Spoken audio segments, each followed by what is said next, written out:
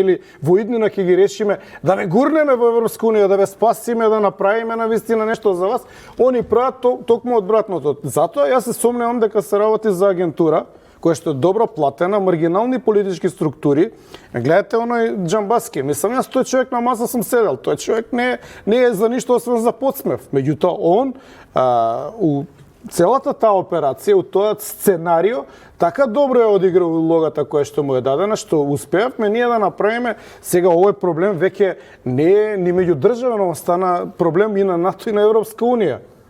И мене просто не ми се верува како ова добро испланирано сценарио успеа да бризга омраза и почнува да ги нагризува односите кај обичните луѓе.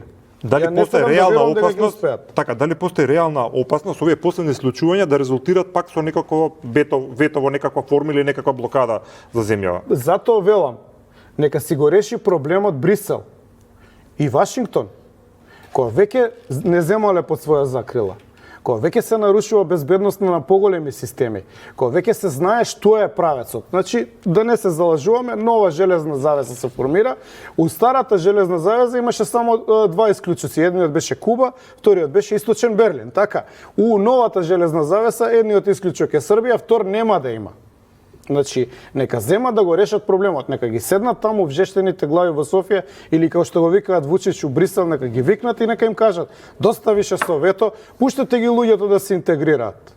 И тоа мислам дека е за нас стратегија. Треба буквално, и ако сакате кој што прават албанците, секој ден ќе им плачеме у ЕУ и НАТО. Решите ни го проблемот вие. Затоа што ние никого не малтретираме и се покаже на крај и случајот Пендиков дека е местенка, дека тој што го нападнал имал бугарско државјанство, кој знае што се стои позади тоа. Мислам дека ние треба да кажеме: извинете, овде ние сме жртва, ние сме мала држава, ние немаме сила да се расправаме со сите постојано, секоја година, секоја деценија. Земете, решите го проблемот, да допринесеме да бидеме конструктивна членка во Европска унија и да се стабилизира Балканот. Добро, меѓутоа постои опасност да го решат и на наша штета. Како?